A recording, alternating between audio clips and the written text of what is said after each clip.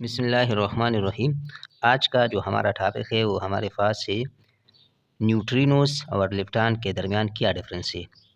अब ये कैसा क्वेश्चन हुआ? क्यों?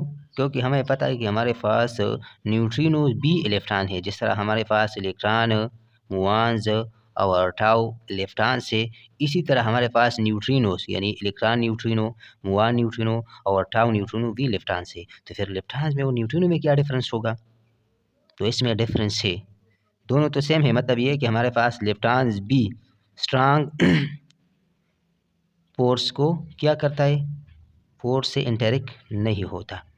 यानी वो पार्टिकल जिस पे स्ट्रांग न्यूक्लियर फोर्स नहीं लगता, उन पार्टिकल के दरमियान स्ट्रांग न्यूक्लियर फोर्स अप्लाई नहीं होता। तो न्यूट्रिनो भी हमारे पास तीन टाइप्स के न्यूट्रिनो है। कौन से? हमारे पास इलेक्ट्रॉन न्यूट्रिनो, मुआन न्यूट्रिनो और इसी तरह टाउ न्यूट्रिनो। ये तीनों न्यूट्रिनो है। तो अब न्यूट्रिनो भी लेफ्टॉन से, क्यों? क्योंकि इस पे भी स्ट्रांग न्यूक्लियर फोर्स नहीं लगता। लेकिन अब हमारे पास लेफ्टॉन्स में और न्यूट्रिनो में, यानी हमारे पास जो न्यूट्रिनो है और जो अदर लेफ्टॉन्स है, इलेक्ट्रॉन, मुआन और टाउ, इसमें क्या डिफरेंस है? इसमें भी डिफरेंस है। बज़ाहिर तो ये सारे इलेक्ट्रॉन्स है, जैसा electron, Muan, tau, electron neutrino, Muan neutrino, tau neutrino, ये सारे हमारे पास लेफ्टॉन्स है।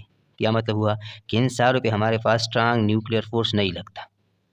लेकिन अब इनमें डिफरेंस है, न्यूट्रिनो में और ये जो हमारे पास लेफ्टॉन्स है, यानी न्यूट्रिनो और अदर जो लेफ्टॉन्स है, इलेक्ट्रॉन, मुआन और टाउ, इसमें डिफरेंस है। अब कैसा डिफरेंस है? तो जो सबसे मेन डिफरेंस है, जो कि न्यूट्रिनो में है और लेफ्टॉन्स में है, वो सबसे पहला डिफरेंस ये है कि हमारे पास ये जो इलेक्ट्रॉन, मुआन और टाउ, ये हमारे पास चार्ज्ड लेफ्टॉन है, यानी इस पे चार्ज होता है, और ये हमारे पास अनचार्ज है। क्या मतलब हुआ कि हमारे पास जो इलेक्ट्रॉन, मुआन, टाउ, इस तरह उसके जो इंटी पार्टिकल है, पॉजिट्रॉन, इंटी मुआन और इंटी टाउ, सारी हमारे पास टाउ है। तो ये हमारे पास क्या है? ये हमारे पास चार्ज है। इसी तरह electron neutrino, Muan neutrino, tau neutrino, या इसके जो इंटी पार्टिकल, ये हमारे पास अनचार्ज है।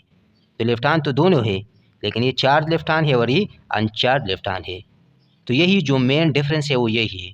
अब इससे दूसरा डिफरेंस जो निकलता है वो इसी चार्ज की वजह से, वो क्या है कि हमारे पास लेफ्टॉन्स में ये जो तीनों है, इलेक्ट्रॉन, मुआन और टाउ, इस पे कौन से फोर्स लगते हैं? सुन लो, इस पे हमारे पास वीक न्यूक्लियर फोर्स, इसमें हमारे पास ग्रेविटी या ग्रेविटेशन, और हमारे पास तीसरा इलेक्ट्रोमैग्नेटिक फोर्स यानी इलेक्ट्रोस्टैटिक फोर्स।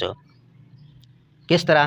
क्योंकि हमारे पास एक पार्टिकल, लेट सपोज ये है और दूसरा ये है, ये निगेटिव है, ये निगेटिव या पॉजिटिव जो भी है, लेकिन ये इस केस में ये निगेटिव है। अब इनका तो मास है, जब मास है तो इसके दरमियान में फोर्स ऑफ ग्रेविटी तो लगेगा, क्योंकि फोर्स ऑफ ग्रेविटी मास की वजह से लगता है। इलेक्ट्रॉन, मुआन और टाउ की तो मास है। अब इसके दरमियान वीक फोर्स तो लगेगा, क्योंकि ये लेफ्टॉन है और हमें पता है कि लेफ्टॉन के दरमियान वीक न्यूक्लियर फोर्स लगता है, डीके जब होता है तो उसी में ये फोर्स लगता है। अब ये चार्ज पार्टिकल है, कौन सा? ये तीनों।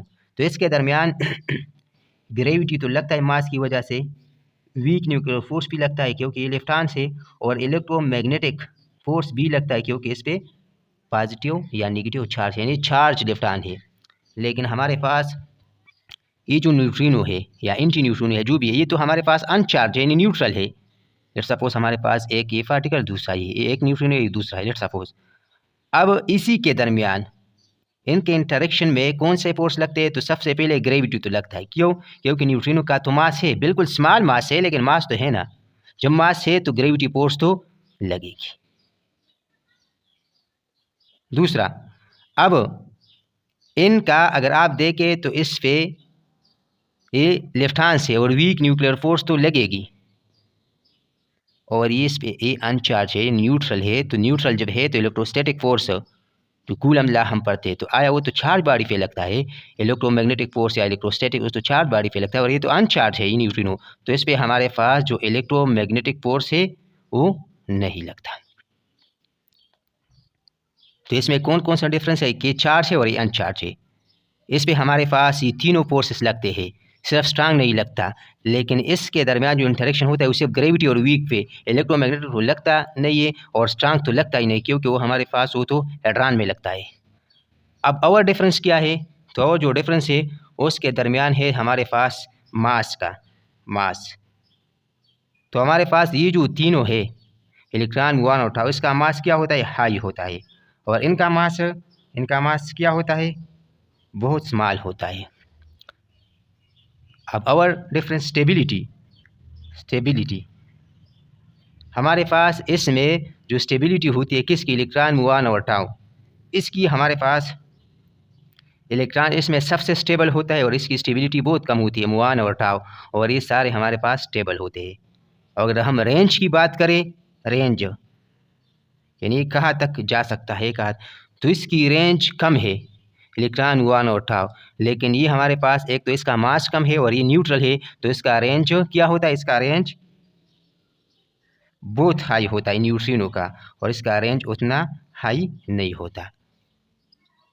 तो ये था आज का टॉपिक कि हमारे पास न्यूट्रिनो में और अदर इलेक्ट्रॉन में क्या डिफरेंस है। तो इसमें जो मेन डिफरेंस है वो यही है कि हमारे पास न्यूट्रिनो अनचार्ज है और अदर इलेक्ट्रॉन हमारे पास चार्ज है। तो फिर इसी चार्ज के बेसिस पे हमारे पास न्यूट्रिनो पे सिर्फ दो टाइप्स के इंटरेक्शन में हिस्सा लेता है। कौन सा? ग्रेविटी, क्योंकि न्यूट्रिनो का तो मास है, स्मॉल मास है लेकिन मास है, तो ग्रेविटी तो मास की वजह से, और वीक इंटरेक्शन क्योंकि इलेक्ट्रॉन है, लेकिन इलेक्ट्रोमैग्नेटिक इंटरेक्शन इसमें हिस्सा नहीं लेता क्योंकि अनचार्ज है। लेकिन इसमें ये तीनों हिस्सा लेता है क्योंकि ग्रेविटी तो है, क्योंकि इसका तो मास है, वीक है क्योंकि इलेक्ट्रॉन है। अब इलेक्ट्रोमैग्नेटिक फोर्स भी इसमें हिस्सा लेता है क्योंकि इस पर चार्ज है, यानी चार्ज इलेक्ट्रॉन है।